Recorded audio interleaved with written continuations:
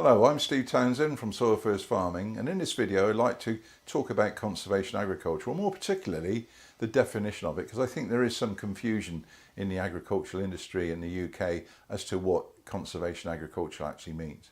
Conservation agriculture, or CA, is a sustainable farming system that puts carbon management first and central in our soil management plans. It is designed to protect the soil from erosion, improve air quality by sucking up CO2 from the atmosphere, and also to act as an infiltration body to improve the quality of our drinking water. Conservation agriculture is based on three principles. It's based on minimum soil disturbance, having diverse rotations, and also having residue cover. Minimum soil disturbance, I think this is where the real confusion lies, particularly with some farmers thinking that what does it mean? What's the setting? What's the machine? How do I use it?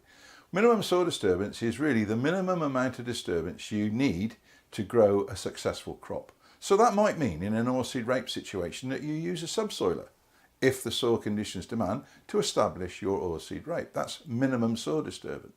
It could also mean, though, no tillage. And I think this is where the confusion can happen. No tillage is not conservation agriculture, but no tillage can be part of conservation agriculture because it offers us very minimum soil disturbance.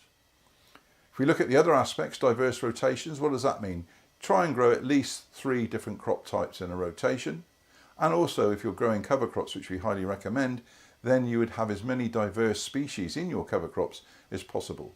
The diversity will improve the soil, it will improve the biology, give you different root structures, different biology effects in the soil, all of which will promote good soil conditions. And then residue cover. We should aim for 100% residue cover.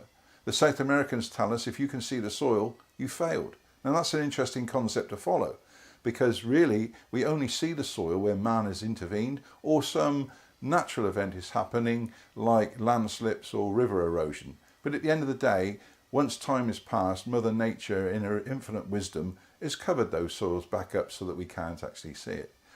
I know 100% residue cover is difficult to achieve, particularly after a few years when biological activity builds up in conservation agriculture and you find that the worms and the biology digest the residue far too quick to give us that 100% soil cover. But that's the target, that's what we should be aiming for, and that's part of conservation agriculture.